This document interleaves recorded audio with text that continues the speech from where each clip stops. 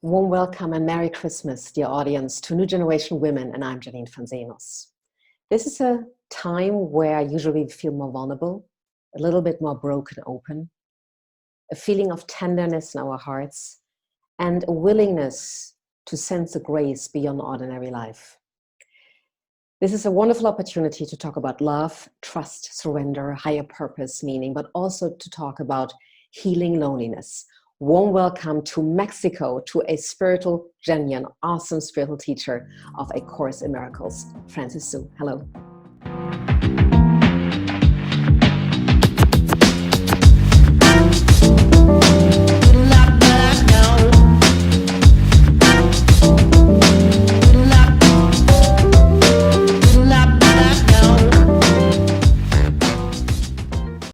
Hi Janine. Hi. It is so fun because we both said we are going with the flow. We're trusting our intuition. And while I was putting my makeup on, I listen always to interviews of my guests or see something so I can tune in again. And I went on your YouTube channel and pressed on the video clip. And I was so taken and so touched by the video clip of Take Me Home. So I threw all my questions away. I threw all my approaches away and said my intro away and said, 10 minutes before we started, I said, this is it. This is perfect for Christmas, because everybody who feels alone right now or who feels lonely, I so know what you're going through. I so know the feelings. So I think this video is perfect.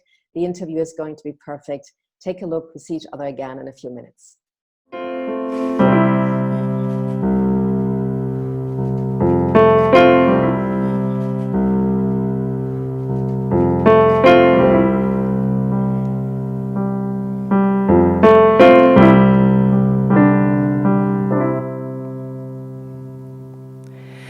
I'm so afraid of the unknown. I'm so afraid to be alone. I try to hear your guiding voice, but still I don't know where to go. And I see your hand next to mine, and I'm holding on so tight. Please promise me you'll never let go. Oh, take me home today. Oh, I wanna go home today. Take me home where I truly belong. Take me home today. My heart speaks so clear, but still I'm paralyzed with fear. I think I'm going to play this music like on and on again through the Christmas days, because it really brings you right into your center. It connects you right to the source. I'm sure that there is a story behind the video. Yeah, I mean, if you listen even just to the lyrics, it says, you know, the ego take me astray. And I think it's so amazing that you feel this is the topic for today and for Christmas, because that's exactly what we're feeling. You know, we are craving for the love and the grace. And whenever the ego occupies our mind and make us feel like we're just individuals walking this planet Earth and lost in purpose, and we don't really know who we are, what we're here for, and we're trying to, you know, just find a little bit of love here and there to basically finish this life in this mode of searching, it does feel very, very lonely, and it feels so much pain and hurt that we can hardly explain, you know, just through the daily lives. Like, what is this thing that we're feeling that is underneath everything? Where's Why? this pain coming from? I mean, there's a lot of loneliness, there's so much pain. So many relationships stick together because of the fear of loneliness. After my divorce, I was pretty much alone for 7.5 years. And I was doing my spiritual practice and my work, but still I could feel that loneliness and that longing for oneness, or I would still seek sometimes in the outside because I felt almost lost, that I couldn't heal it inside. So while I felt I'm not awakened, the only way I can heal it is finding a cure outside. What are you doing with people when they feel lonely? They come to you, to your retreats. And especially during Christmas time, where people are so longing, as you said it, for connection, for closeness, for intimacy, for, I almost say, you know, we can almost touch humanity. It's a very special time, at least in Northern Europe, and I know also in some parts of America. So what do you say to people when they come to you in those days or in this wound of loneliness, to heal it gently and gracefully? And I know it doesn't go overnight.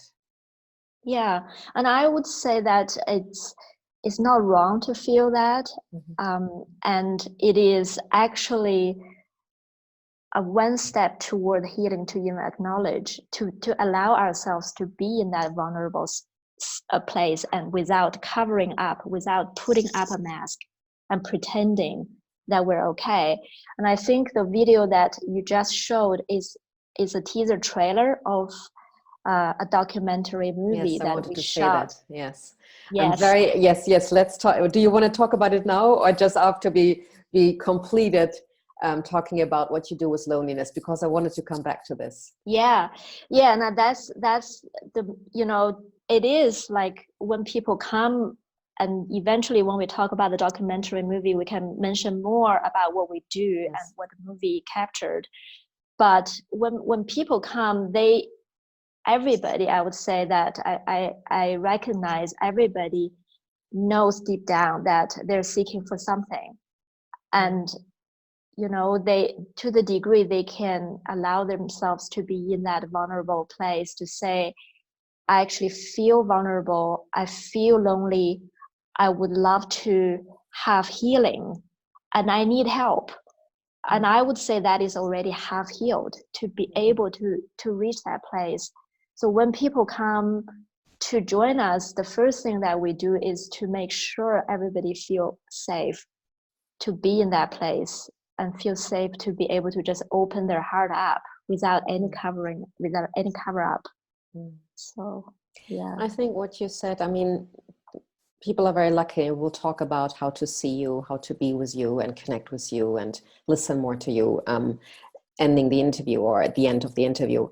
But also coming back to Christmas and the feeling of loneliness. And you can feel very lonely in a relationship. I mean, it's not just when you're single or just separated or going through, you know, painful divorce. And Christmas is a very tender and sensitive time to go through those pains. Mostly they just flung up again. And after my divorce, I think 2 or 3 Christmas times were really tough, always during Christmas time. And at one time I went to the homeless people and cooked for them and sat with them. And that was so good, because I took that pain and did something useful with that, instead of just, you know, just sinking in that victimhood or feeling pity for yourself, which you usually do. But even not talking about those who are in this fresh separation or separated already longer for a time, the ones that are in a relationship, that ones who do have family, and even the ones I heard that when they do have kids and their parents are still healthy, the kids are healthy, and they have a partner, but deep down they feel a loneliness, and they feel sometimes even guilty to feel that, because they think the kids are healthy, the parents are healthy, I should be very happy, this is a time of happiness. And I always believe that Christmas time is a time of sensing what really matters. We're just so busy with gifts and with food and with cooking and, you know, making sure that everybody's happy, that we don't give it the meaning that it has, not just to talk about love, but to really feel the meaning beyond that and the sense and what matters. normally people, and this is where we are going to, you look in the outside and think everything in the outside is just perfect, but I'm inside feel lonely. And I'm sure that in the audience, some of you guys exactly feel that way. Why should I feel lonely when I have this wonderful abundance in my life and I still do not feel this whole of happiness? Where does it come from, Frances? Well, I think it is exactly coming from this craving for the love that we are. It's the craving for the grace, craving for Christ's love, and the love that will never die, will always be there. And this love is so deeply embedded in us, and it wants to come out, to be aware and to be extended out. And I feel to the, yes, you're exactly right, because I was at one point in that very same place. I look around my life and I thought I should feel ashamed to not feel happy. Everything I ever wanted is there in form, but there is a deep longing that is unfulfilled. And that longing is to know thyself, to know myself, and to know myself as nothing else but this endless love that wants to pour out. And I think if we do not know that, and we're hold back that in any way, we feel lonely and we feel unfulfilled. We feel separate from people. It's almost like there is an invisible wall between us and other people. No matter how close we are in shape and form, there is always something that feels like we haven't tapped into yet. And is that what the movie is about? When the movie says take me home, I think take me home is take me home to the source. And some of you might be on a spiritual journey already for a long time, the audience. Some of you just started, some of you are new, not that new, but still don't have a grip to it. But when you say take me home, it means take me home to God, to the source, to the inner being, to truth, to consciousness. There are so many words for this. So what is the movie about, and how did it come? How did the story and the idea come to make that movie? Because you were not raised as a film director. No, not at all. That's the story, yes. Yeah, I have zero filmmaking skills or knowledge, but the movie idea came to me about 8 years ago in a dream, and I woke up with this dream and a joy.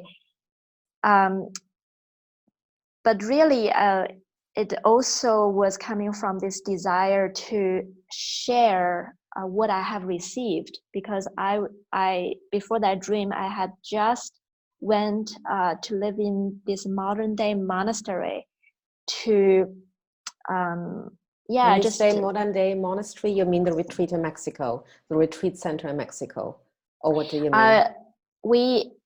It's a monastery in rural Utah in the United States. And then this retreat center in Mexico came after, a few years after. So yes, now it's more like a net of different retreat centers that we have in several parts of the world. But originally it was only in Utah as a monastery where it provides a place for people to come to heal their mind, to heal this wound that that we carry with us. So I went there for a period of time, and I felt so much healing. It was just so much healing that was beyond what I could describe or share. And there was such a strong wish to be able to extend what I have received. And then when I had a dream one night, I woke up with this joy that I want to do this. But knowing that I had no filmmaking skills, I just thought that's going to be something that's going to be done through me, not by me. Were you afraid? So you received the dream. Were you skeptical or doubting that you could do it? Let's say this way.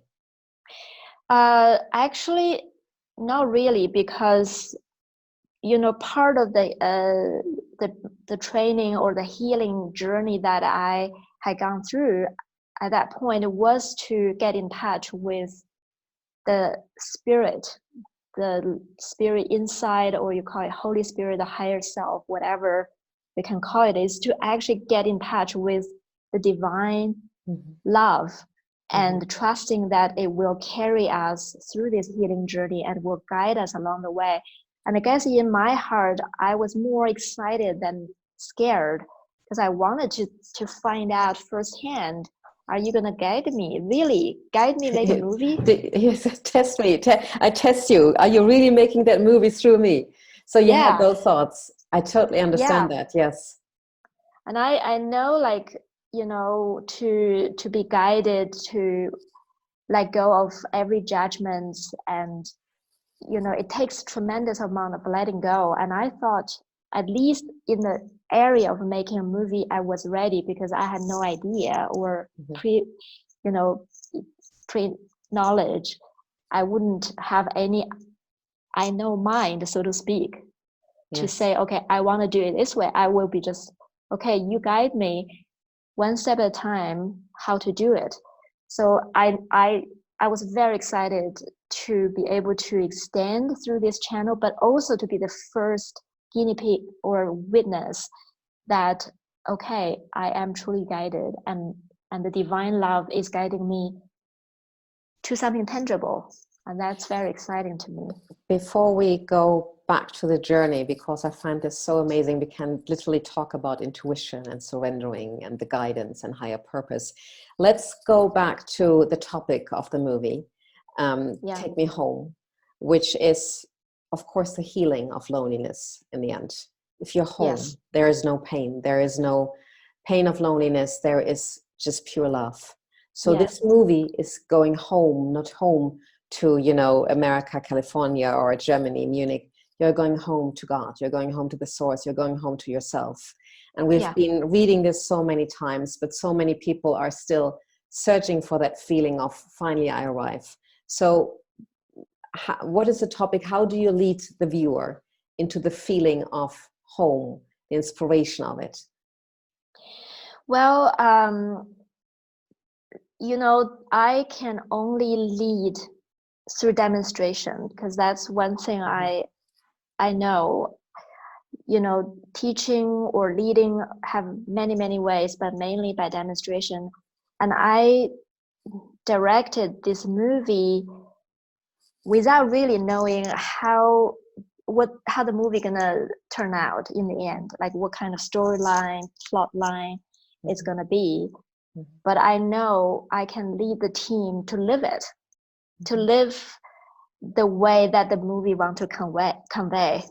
So that's all that we can do. We want to get in touch with home and with the source through every step that we're making the movie. That's our main goal. So that's how we went about it. Everything was done through prayer with the goal to have connection with the spirit right now. It's a present goal. And that's how every single decision was made. And in the end, I would say the result reflects that. When you are, I mean, when we take again the now, and people are watching it now during Christmas days and feeling that ache, what can people do now, right here, right now, to feel less ache of pain, or accepting, embracing it, asking for help, you said? What is it what they can do? Buying a movie, maybe? Ordering a movie? Yeah, I mean, unfortunately, the movie is not yet released publicly. We're doing it in the context of retreats right now, just to want to not only have people watch the movie, but give them a lot of tools. You know, hopefully after everybody watch the movie, not only they just seen it on screen, they know exactly what to do in their own life as well. But I would say just right now, if anybody feels this pain of loneliness and of separation, I would say just know that you're not alone, because everybody who walk this planet Earth, no matter the kind of condition in life, this pain is what is carried in our hearts as long as we still are not home in our heart. So we are all having this same yearning and same prayer. And I would say the most we can do right now is to know that we're not alone and to be gentle with ourselves. I think that is gentle with ourselves, yes, and kind. Yeah, not to try to say it's not okay to feel this way. We should be different. You know, we should be somehow different than what we are. Is there in accepting and not judging it, or not trying to analyze or fixing it, you know, or compensate, by being very gentle with yourself? Is this a part of healing?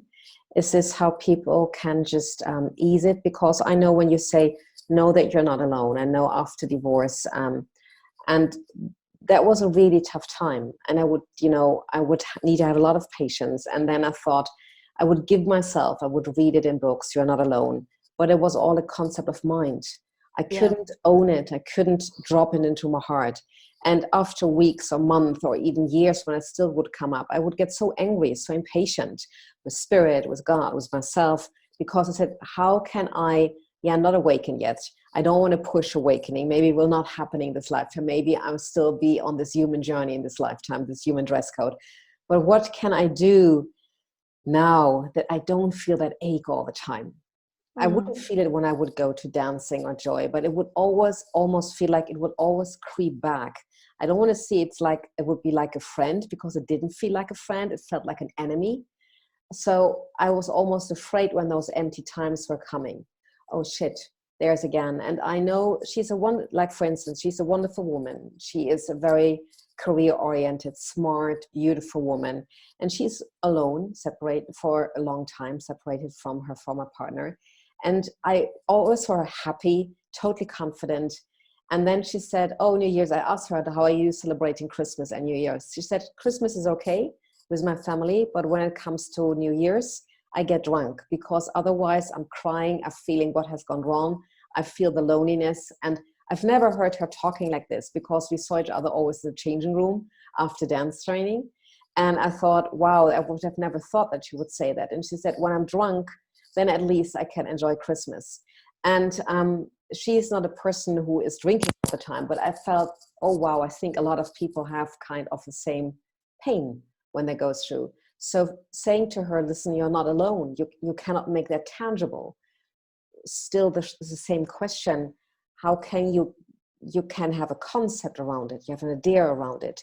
You feel even truth around it. You resonate with it.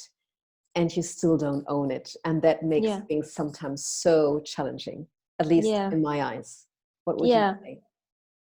Yeah, I agree with you. And I think on this spiritual path, we don't want to bypass anything and trying to just get affirmation. I would say that, spirit is just so gentle, so gentle. It's not his way to say that you shouldn't feel this way and you should change. He is just always very loving and always very gentle, and always saying, just if you have to do something right now, do something gentle and loving to yourself. If you really perceive something that's lacking, there is a lack of love, there is a lack of connection, then try to find it to give it. If you, like what you did to go to the homeless center, to give some help, it is extremely fulfilling, because you gave away what you perceive lacking, which is the lack of connection. And we all think that this kind of connection would come from families, from loved ones, from relationship partner. But we don't always think this kind of lack can easily be filled by ourselves, by us actually giving. And that's what spirit and the spiritual journey and A Course in Miracles eventually want us to take this turn. Give what you perceive is lacking right now, but don't make it an effort. Don't make it like a push. And, you know, Jesus even says in the Course, you know, just a mind that is afraid is not helpful to elevate the fear. So you don't beat yourself up. When you beat yourself up, the fear level is high. There's no release in that, you know. Yes, I so get this, and I think this is so wonderful, and more teachers are saying this, so it's really sinking into me, and I hope also sinking into the audience. This, in the moment, maybe we cannot have love, but we are right away, it feels like we are in pain, so love feels so far away. And I always say what you just said, loving kindness, do something that is loving kind towards yourself, that at least feels to me it's possible in this moment, even to gently make yourself a cup of tea, to have a gesture of loving kindness. And I have to say that I have to tell the story before we go into the story again of the documentary. And I really love that what you say, because all wonderful teachers I have interviewed so far always come back to have a warm approach to yourself, and always comes back to something very sweet. It can be very minor, and that will help already to feel less afraid or less pain. The story of the homeless goes like this. As I told you, I went to the homeless because I said, I don't want it the third Christmas. I don't want to just mess this up or feel, you know, grieving and feeling heartbroken. So I make something useful out of that. It's, I don't know how many years, 10 years ago or something, or 8 years ago.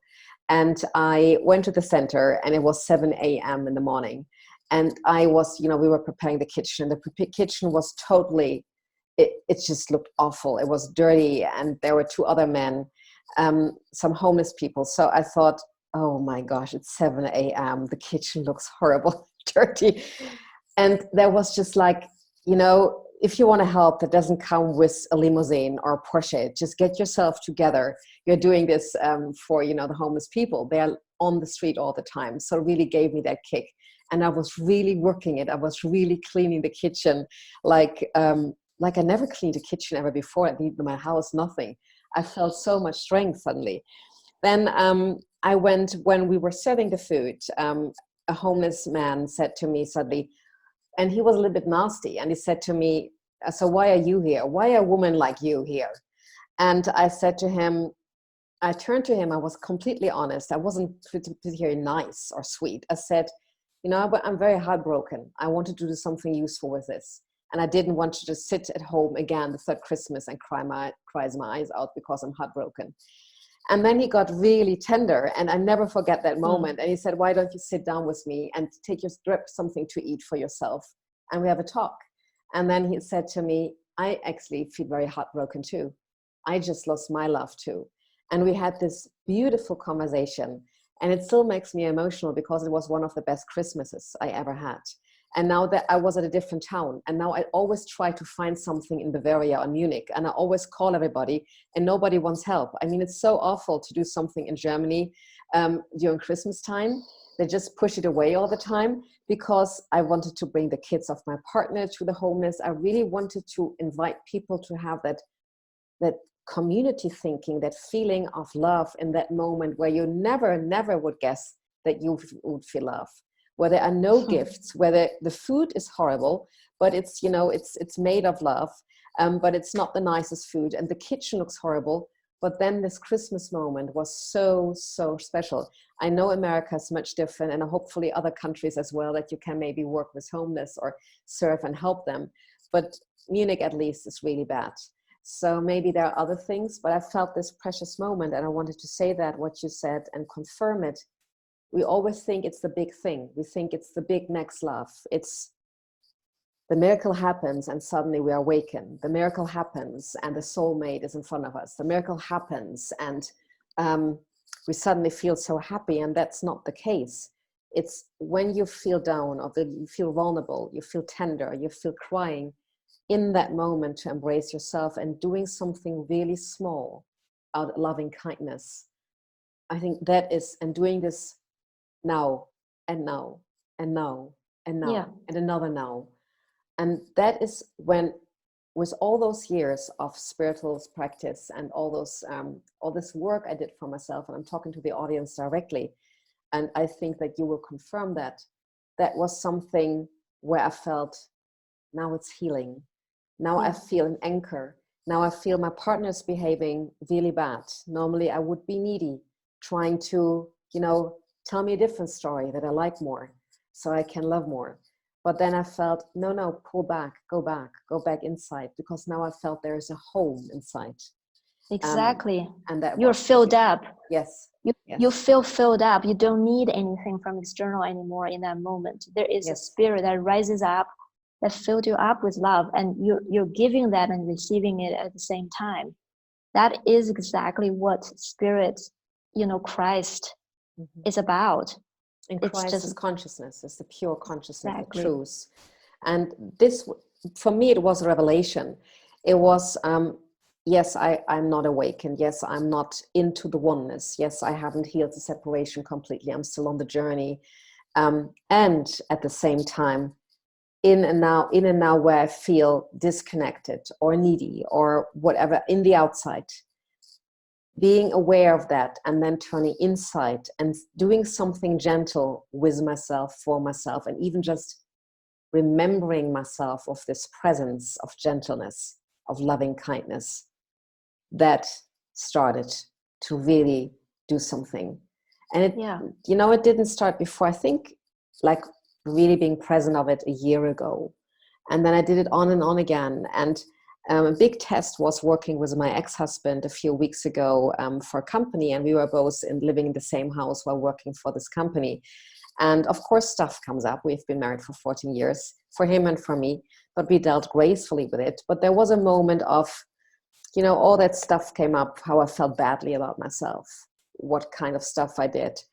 And then there was a turning point where I said, just be very gentle with yourself. And I could let it go. And we had a graceful, time doing that. But I think if I would have gone into the spiral of the story and the spiral of feeling bad about myself or whatever, that would have been not happened. And so it was a revelation for me to say there is a moment and there's a tender gentleness. It's tiny, but this tiny spark in you that makes a difference. Yes, that's exactly it. That's exactly how we start. And I agree with you that this healing journey is not to say, okay, we're all in the ego, in the separation, and then boom, one day we wake up and that's the end of the journey. And it doesn't look like that. It's throughout our life, these little sparks that start to shine through our mind that reminds us that love is still here and it's so close to us. If we do not go down that spiral, if we choose to have a different kind of experience, we can. And those little moments are such treasures to us. Yes. And if we hold on to it, those treasures become our daily experiences. And the more we have that, the more we want it, then it became a habit. Like in A Course in Miracles, Jesus said miracles is a habit. It should happen every single day. And if it doesn't, something's wrong. So it means that it's those penetration of little sparks and this sweet moments started to grow bigger and bigger. And eventually it becomes the only thing that we ever want. And that becomes please go ahead. Please go yeah. ahead. No, I like that you say miracles is a habit. It's for me like practice gratitude. And that's something when you are listening and watching this video right now, if you count your blessings, sit down with a piece of paper, and it can be just a good coffee. It can be just the good cookie that you had with coffee, and write it down. And you are astonished how many points that come up when practicing gratitude. So I really found it very liberating to say gratitude is a practice. Gratitude is not a skill. It's not something that I have a talent for. I'm extremely positive or not. I can practice gratitude and make it my own, even if I feel have a negative mind right now, or I'm a more negative person than maybe my neighbor is a very positive person. So when you say miracles is a habit, what do you mean with that? Well, I would say miracles is a way of thinking. A lot of the times when we talk about anything being a victim or being anything. We're always talking about the form and the world, external world as we see it. We always want to ask, what do we do? What does everybody else do? We never think what I should think about it. Yes. Yes. Maybe my thinking about the situation is wrong. Maybe I can change the way I think. And I would say, yes, this spiritual journey is actually about changing the way we think, because how we think determines 100% our experience, 100%. We're not a victim of anything else. Okay, so let's take this back to Christmas. People are feeling maybe not as happy, or there was, a family conflict, which happens very often. Everybody thinks about commercials and Happy Christmas and all those wonderful Christmas movies where the soulmate, the prince appears, or kids are so well behaving and looking so adorable, beautiful. And then you come to real life. That might happen. That's also one form, and it might not happen. So you feel, oh shit, here again, my mother-in-law, and she did this, and she was so difficult again, she was so needy. Then my kids were screaming and had a conflict about having the wrong gift, and I did everything, so poor me, and I'm so drained already. This was such a tough year. So this is the thinking, and that's a very human thinking, and I think very normal human thinking. So when you say the habit of miracles, if you integrate this into the story and into this example, what would you then do? What is the difference now? The shift in thinking in this particular example? Yeah, well, I think the way then I think about the scenario would change. Instead of thinking, poor me, I'm a victim of my relationships and my surroundings. My mother-in-law. My mother-in-law, there is lack. Basically, all the victim thinking is to say, there is a lack, and this lack is external to me. If people change, if situation change, they can fulfill me. But there's nothing I can do. Basically, that's what their thinking is about.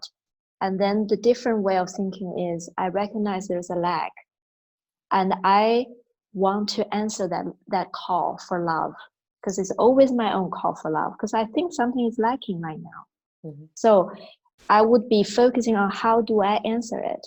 How do I give? And this, I'm not going to be spending so much time on looking and proving how much I'm a victim, but in maybe just quiet my mind down and praying for, okay, show me what to do now. Show me where to go. Show me who to call. And in that very proactive way of wanting to answer that call for love, that is the difference of thinking. You're already so far ahead, and maybe I can add something for those, because I know from myself, when I ask, how can I see this differently? Let me see this differently. And it's like almost a mantra. Responses might come really later, or after a while I look back and think, wow, the last week something has changed, but it didn't come, you feel, now I feel really angry with my mother-in-law. Now I feel really upset with my kids. I feel really bad right now. And then it might not come. So in this right now, what might help, again, what we said previously, adding to what you said, is I pull back from in the outside. I'm here with the mother-in-law. I'm here with my kids. I'm trying to fix everything in the outside. I'm trying to even see them differently. I still see them. I should, with all my, I'm just pretending the situation. With all my spiritual practice, I should love my mother-in-law unconditionally. I still, after 10 years of spiritual practice, I still don't like her. She still goes on my nerves. After all that practice, my kids still go on my nerves when they're screaming. I cannot find peace and calm as other people. But what I wanted to add is, maybe there's nothing you do. The only thing is you let that go. It's like, and then you turn inside and you go back to yourself and ask yourself first, or do something very sweet and minor as a loving kindness, as an act of loving kindness. And that I feel is shifting then. Maybe, kids, the whole outside scenario is still in the same frame as it was before. And how you call it, the habit of miracles is that you stop engaging them in the outside and you make it a habit to stop the story around it in your mind, and you turn inside and you don't expect a big miracle might come, but you just do something very minor and very gentle for yourself. Is this, Yeah. would you agree? Yes, it's a great small step toward that direction, and I think it is very essential because we need this to be very practical. And miracle thinking is really not necessarily a miracle in like a magic or something. It's the way we think, and like we talked about, it's a habit. It's almost like a very fast train, and we want to turn the train around 180 degrees. It is almost impossible. Yes. So first we have to slow it down, find a way to slow it down and have it stop, and then find a way to turn it around. And of course we use prayer and use the help of the spirit in our mind to give us new interpretations.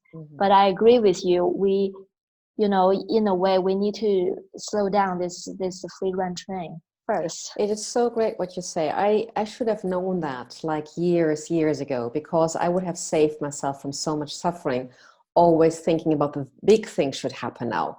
I should be able to deal with that. I should be able to be so much more anchored, or my prince should have been on the white horse already there years ago with all the work I did. And it caused me a lot of suffering. And of course, when you go about the spirituality and you dive into the books, and I was aware of A Course in Miracles. I wasn't a student of A Course in Miracles yet. So sometimes I would read books that commercialize it, and you say that you cannot spiritual bypass some things. But of course, I want to commercialize it, and they might believe in it, but then in 3 days, things might not happen for everybody. So it gives a very different picture of the gentle journey and the gentleness of journey. And then you take years to get out of that again. So everybody who has that experience, don't feel like you're the only one who doesn't get it. There are millions of people who didn't get it. It's not about that. It is so gentle, that it's so simple, Francis, that it's like, what were I doing all those years before while climbing the mountain, running to Alaska? I'm just saying something. It felt like this. It felt like hard work. And I know, but it's like when you see it as a simple act of miracles, kindness, there is no force in there. No. I think we need to relax. We need to stop trying, just do whatever that feels most gentle in the moment, and trusting that the spirit is the most gentle and the ego isn't.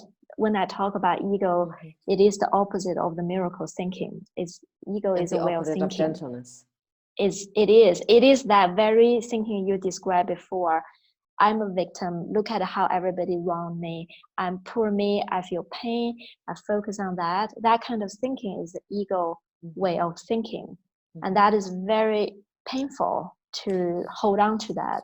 And when you also talk about the gentleness, and spirit is very gentle. So let's come to the topic that we originally wanted to talk about, embracing Christmas, leading to the feminine, the healthy feminine principles, which is about guidance, nurturing, support, surrendering, trusting, intuition. And take it again, take the documentary as an example again for this. So we are going back. It was 8 years you had the dream. So it started with a dream 8 years ago. So when did you start to sit literally in front of your desk, having no clue about film directing, just with a dream, feeling, okay, Spirit, Jesus, whomever you talk to, if this is if you are serious about this, I'm not kidding. I'm sitting here. I have absolutely no idea. You have to better work through me. That was the start. Yeah. And what happened? Well, I waited for 6 years. Nothing happened. Yeah, it's good to talk about time frames. Sometimes I think people just think things are happening right away, and that's not how it goes. No, I thought I was so ready to hear every guidance, make this happen. I was excited.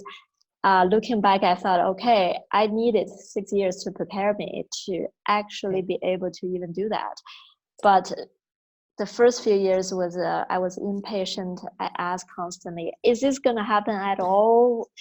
Was I really delusional? Are you serious? Or when is this going to happen? Where are the people? And at one point, I think I was going for a long walk, and I was doing this internal dialogue again, and I heard, "Don't worry about it. It's already done." Did you hear it constantly, or was it just like towards the end, or like after 3 years you heard that sentence, then it was gone again?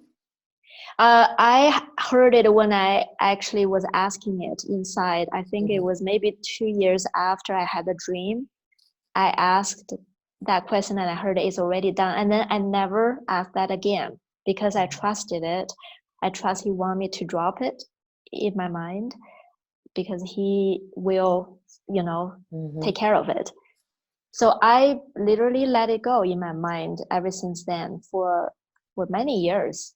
It's just sitting at the back of the mind, but I wasn't really trying to make it happen or look around for signs. Did you forget about it? Did you also, or did you know at one point it will come up again? I think, I never really forgot about it. I just thought, I know one day it will happen. I don't know when, but I was always looking for, like if someone tells me, oh, I'm a filmmaker, maybe one day we can collaborate in a film. I'm like, oh, okay.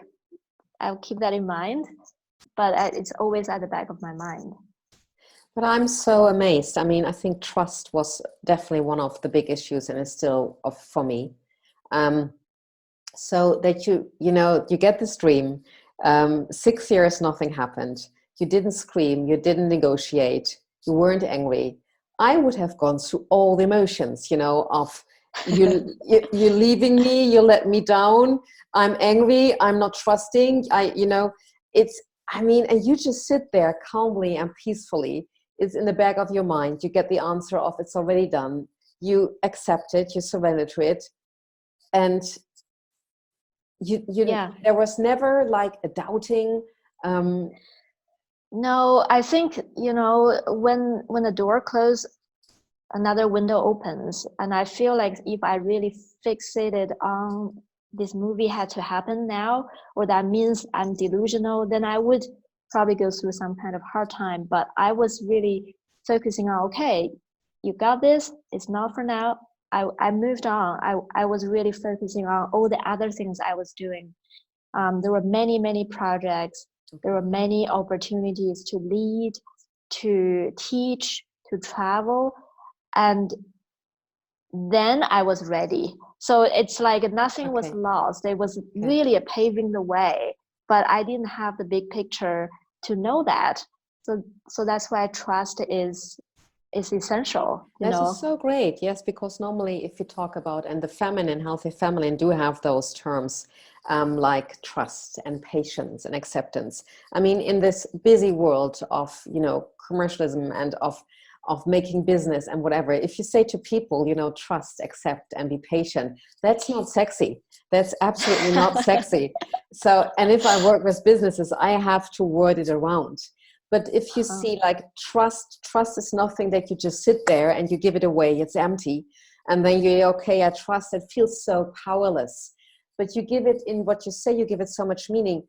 Trust was there. So trust was almost protecting me from acting too quick, so I could build, or the skills could build within myself that was ready. So then trust is meaningful to me. I've never had that explanation for trust. I love that. Exactly. I feel a lot of people have this surrender. When they say surrender, it's almost like a victimhood. Yes. I don't like what's happening, but I'll surrender to it. But I'm still a victim regardless. Yes. But surrendering is not a victimhood. It's more a proactive, it's a trusting state of mind. And is a proactive saying, okay, this is not to happen now, but there are so many things that I still have opportunity to tap into. Yes, surrendering is this gesture. Surrendering Yeah. is not like this. Oh No. shit, again. Yeah. Surrendering is this. Yes, it's Yeah. and so we are going back to your movie. You said it was paving the way. So trust was actually a protector, a strengthener, so that your skills could be prepared, that you were ready for the film. Looking back, what kind of skills were prepared? Um, Very good question. I would say one skill is how to lead a group of people toward a unified goal. Mm-hmm. How to facilitate or guide us to clear all the blocks between us, so that our mind can truly join and we can truly collaborate without anything in between us. Okay, that's great. Because I always think this is so important. People always have those dreams and all those purposes and what they want to do. And then they come up, even businesses come up with, you have a purpose. And then they create all this. And I always ask them, so what is your shadow work? And then they look with big eyes, because everybody thinks, okay, we're hopping on desire, we're showing some courage. And I love what you're saying, because, when you collaborate, of course, stuff comes up. And I think this is what I also had we had a conversation with my ex-husband. I said to him, we're walking the talk. Do you think that literally nothing comes up? So let's clean what's, in between us, so that there's an energy flow that can flow, and it flows beautifully on stage, but it seems to go back and forth backstage. But there's, that's nothing big. It's just cleaning up and cleaning the whole paveway, so that the energy can flow. And I don't think it's so big. It's just people make it really big.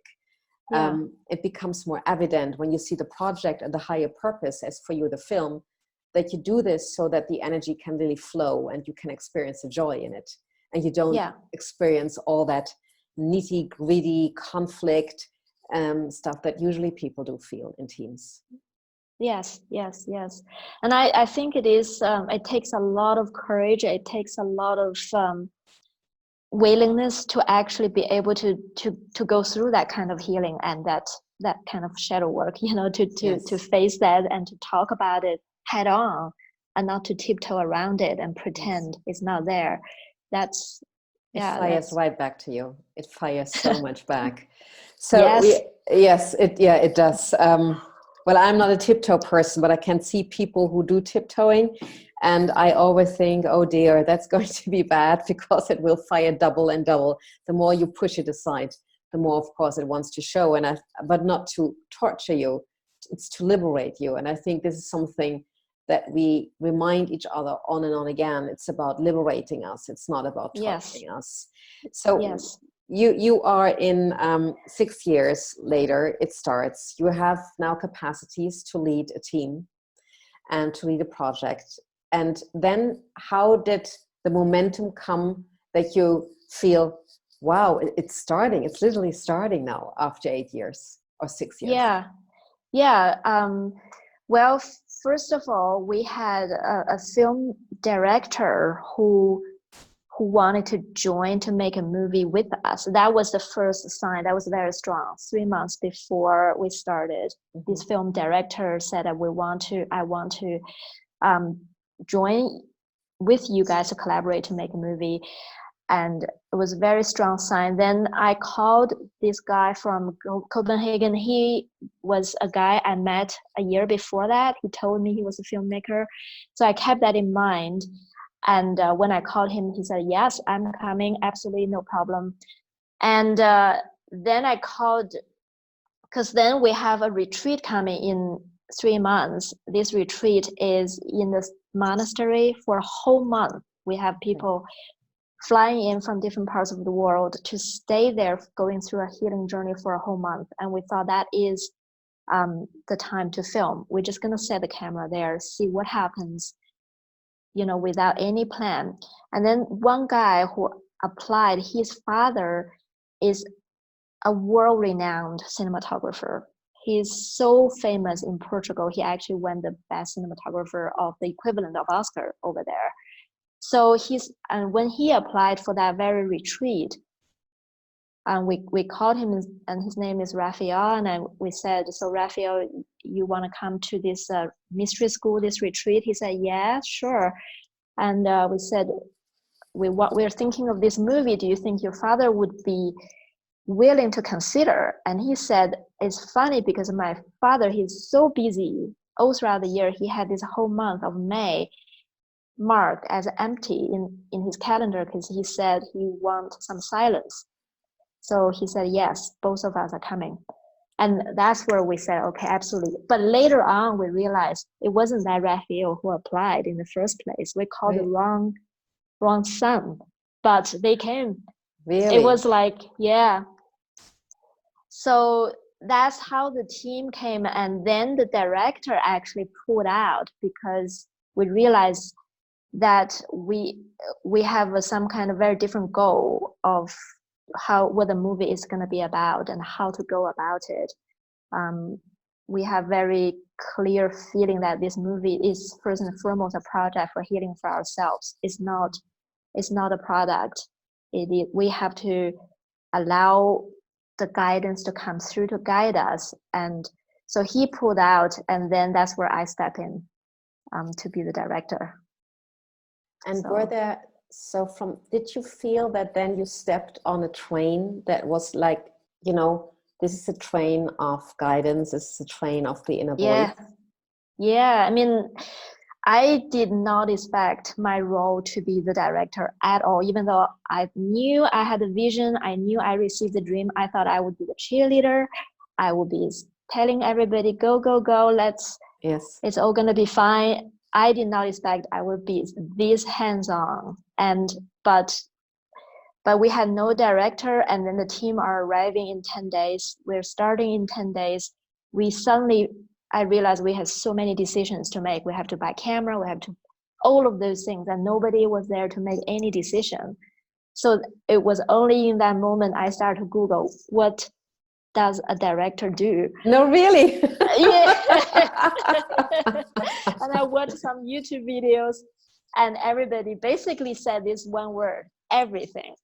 So I thought, okay, then I better start making all these decisions with the spirit, because I have no idea how to decide.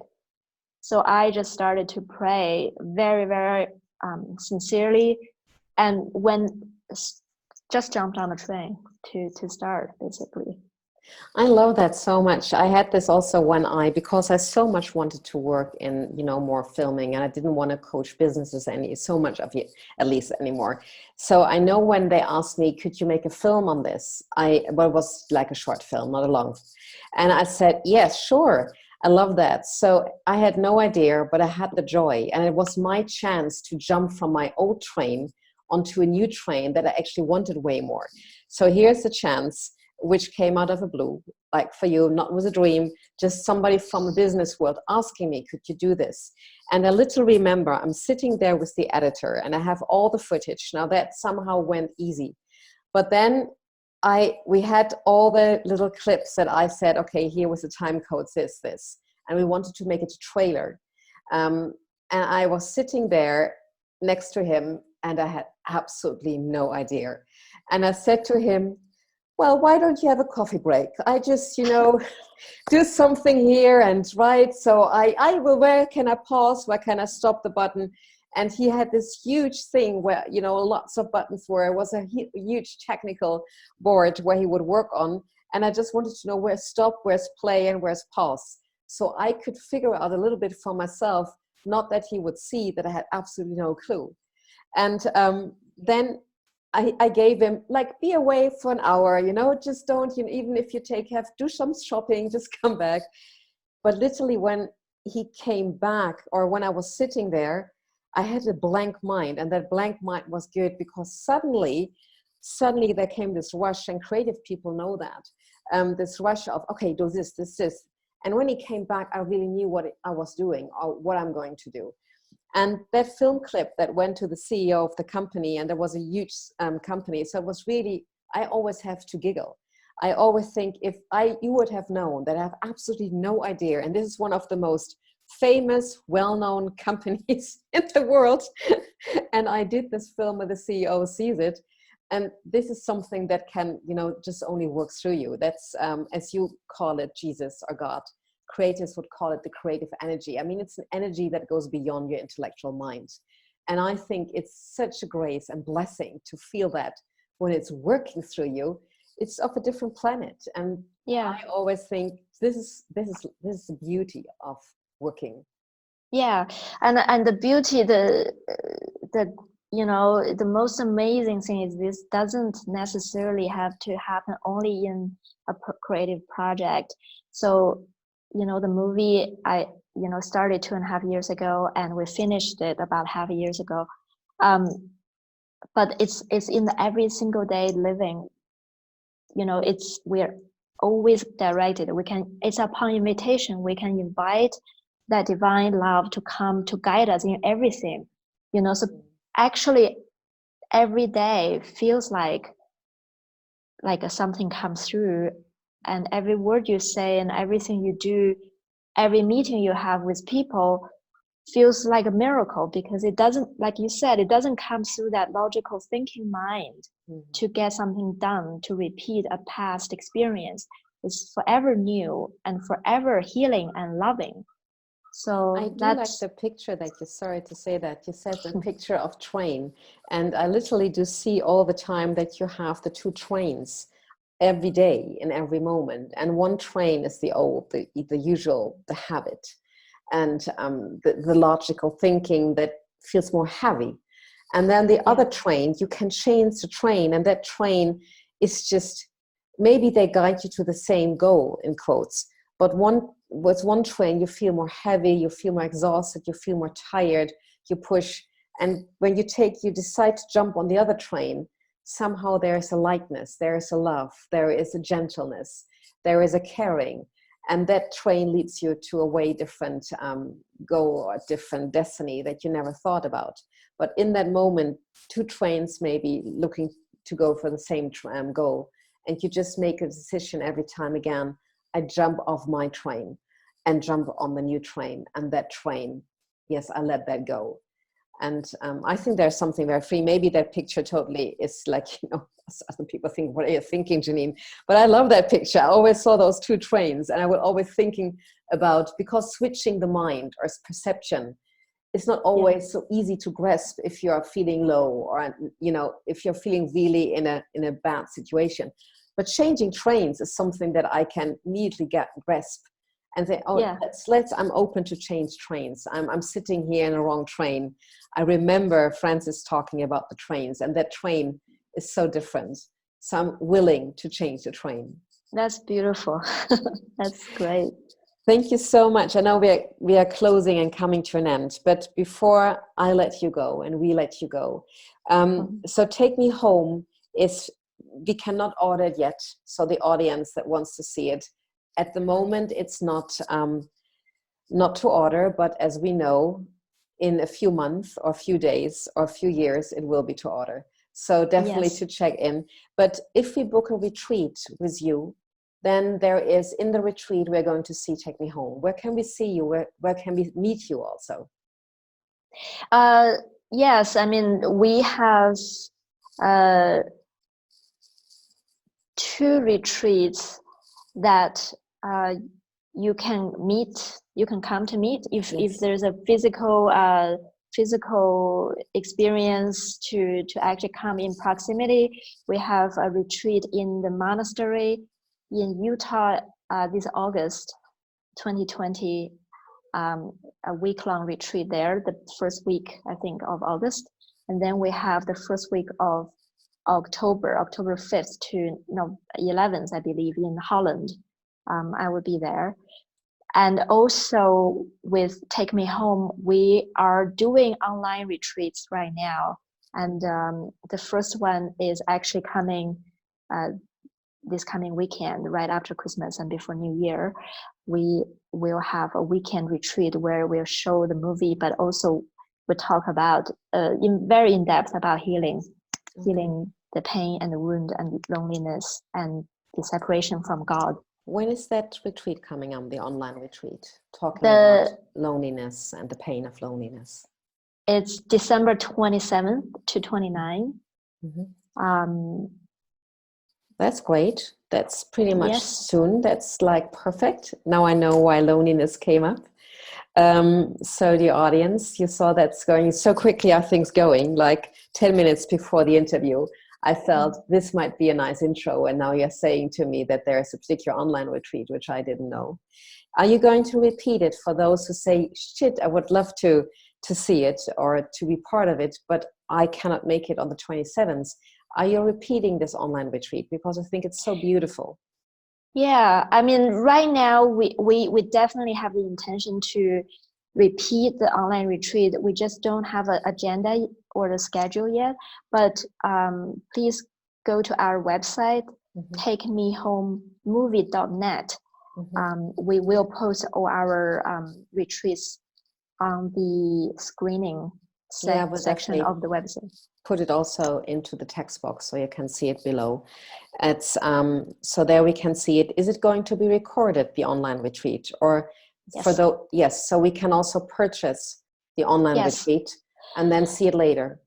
I think what I intend to do is I want to package the movie and some retreat sections and experiential exercise into a package, so that when people eventually can purchase as a package an experiential workshop, so they go through this deep healing journey with the movie and the characters and have some tools and exercises together. So also this is going to be on your site, Take Me Home, on the website. Yes. This will all come in 2020, and we will announce it on the website, takemehomemovie.net. Okay, takemehomemovie.net. I'll definitely have a look on this. Then we find you on Instagram, we find you on YouTube with your channel, on Facebook. So all the social media channels, we can visit you and can connect with you. Also with you and your partner, David Hoffmeister, who was my first interview guest on this channel. So I flew especially to Mallorca, where you do have silent retreats, not with you, but then you can use the space in Mallorca of your retreat center that you just opened for silent retreat. Yes, it's a center that we have in Mexico. We're open for silent retreat now. We're open for devotional stays. And David is. But that's on Mallorca, not Mexico. That's on Mallorca. That's on Mallorca, Spain. Yes, and we have a center here in Mexico. We have one in Utah, and David is David is a collaborator, is a great friend of mine. So we teach together, but I think also he is more stepping back from travels, and I will be more stepping into travels. So but we still collaborate. So this is again something that wasn't a brainstorming session with David or a brainstorming session for yourself. How do you want to have your life look like? It was something that seems to organically unfold, that David is stepping a little bit back and you are stepping a little bit more front. Is that true? Well, we have so many of us living together and use everyday life and projects for awakening. And some of us feel called to share and teach more. And David had been teaching for 30 years. Wow. So he wants to use the technology to do more online things and step back. But some of us feel calling. It's a calling to more be present and be available to people in different parts of the world. So I think that's the beauty of the feminine, and the beauty of leading, in balance, and also leading through the feminine, through intuition. And it's driving you. You cannot, of course, there comes, for many people come doubts and everything, but also I can always say it is always so worth it, particularly if you look at the journey. Sometimes when I was listening to my intuition, and that was really difficult, when the goal that I was doing it for didn't come through. So I thought I had listened to intuition, to my inner guidance, and then it didn't come out the way I wanted. So I was very grouchy. I said, I never will listen to my intuition again. I think that was 20 years ago. But looking back, it prepared me. It made me also the woman I am today. And when I think about the journey, it was a really beautiful journey. So if we are not just running from the goals or seeing the goals, because when you're reaching the goal, it feels mostly very, very empty. But if you have to focus on the journey, then the goal is not as necessary. And it doesn't mean like, oh, I never listen to my intuition again and never lead from that inner guidance again. And that's when trusting comes into place, when there is a higher purpose. And if we enjoy the journey, and that took me some time to learn it, if we enjoy the journey, then the goal is not that necessary. It's of course part of it, but it's not that necessary. Yeah, I think to the degree that we can really tap into that, what we want is this ever growing sense of love and an awakening to who we are and to the connectedness to everybody and everything, then we will see that we're on that journey. Nobody is off track from that journey. And it's sometimes we don't know the goal because we don't agree that this is what we want. We think we want money or position, but inevitably, truly what we want is to tap into this forever deepening love. And we're always on this journey. And if we see that, we can relax. It's like, oh, wow, it definitely guides us to become more and more loving and more aware. And what's very important, and money or being provided for, let's say it this way, is automatically be part of it. And I think this is really important always to remember that again, remind it again, that money is not first, but always a part of, in this lifetime, providing for us. It's always provided for us. So when people, when they hear it, of course, they think, yes, it's about deepening love. I do understand you, Francis, and I do have bills to pay. I would really love what you're doing, but I do have kids to feed. So I think it is so necessary to emphasize this is not a journey that comes exclusively, but inclusively in a very organic way. Yeah, this journey is, the way the ego thinks it involves sacrifice. Okay, if you want love, that means you're going to be poor. Yes. Okay, maybe you are loving, but you're going to be poor. But the ego, what cannot comprehend is this spirit in us wants to give us everything. And the spirit is saying, do not think that you ask too much, but you ask too little, far too little, because who you are is everything and you're worthy of everything. So, abundance is also a state of mind. We all deserve to live in that constantly, to feel provided for, supported, and, we can do whatever that is gonna strengthen this love and this experience of abundance. So thank you so much. Thank you so much. Wherever you are, dear audience, have a soulful rest of your Christmas days. Thank you for listening. Thank you for watching. Thank you, dear Francis, for your time. Have a beautiful time in Mexico. Maybe we just spoke about it. Maybe I'm going to visit you and spend some time there too.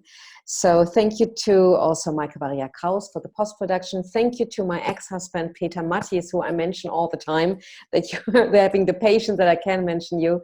And noch ein feiner Abend. Dui dui, au revoir, bye bye, until next time. Thank you, Janine. Bye.